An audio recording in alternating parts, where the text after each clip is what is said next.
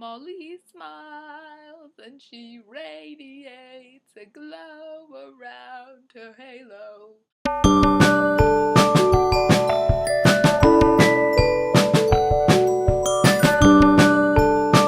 Today we're talking about 2003's Uptown Girls.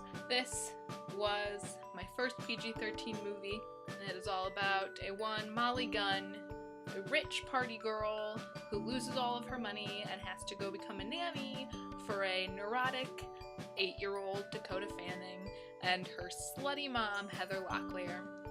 I could never really resonate with the character of Molly, because I don't have money and I don't party my days and nights away, but I did always want a pet pig, and I love the way she dresses. Ultimately, it's just a really beautiful movie about growing up.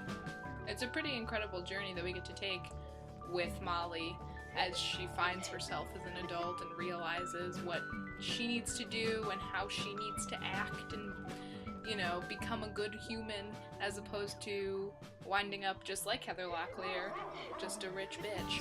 It was an interesting movie. Certainly nothing that had come out before, you know, a grown woman being taught to be an adult by a child and vice versa. It's just one of those movies that I love. I've always loved it. I mean, it makes me cry every time.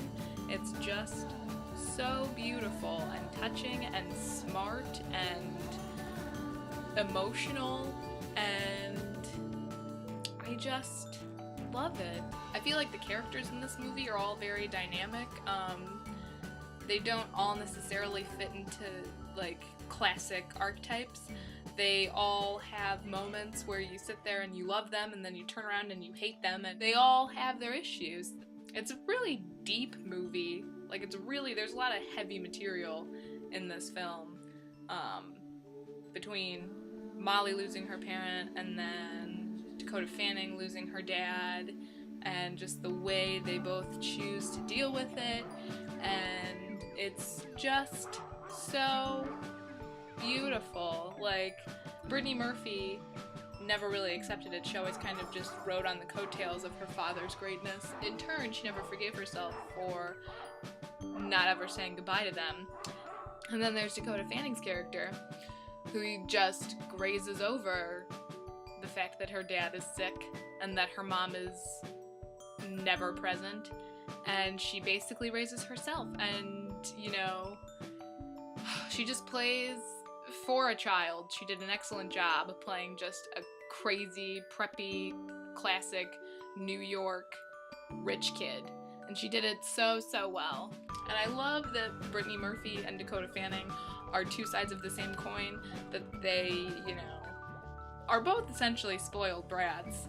However, they react to life differently. And it's just, they just had such a beautiful dynamic on screen. You know, they work together so well. As I said, Brittany Murphy's wardrobe was to die for. I mean, only she could pull off the clothes she was wearing, but even so, they were fabulous. And finally, all I guess I can really say is that, you know, I only ever want to sleep on sheets of Egyptian cotton. They had put a fart machine into my sleeping bag.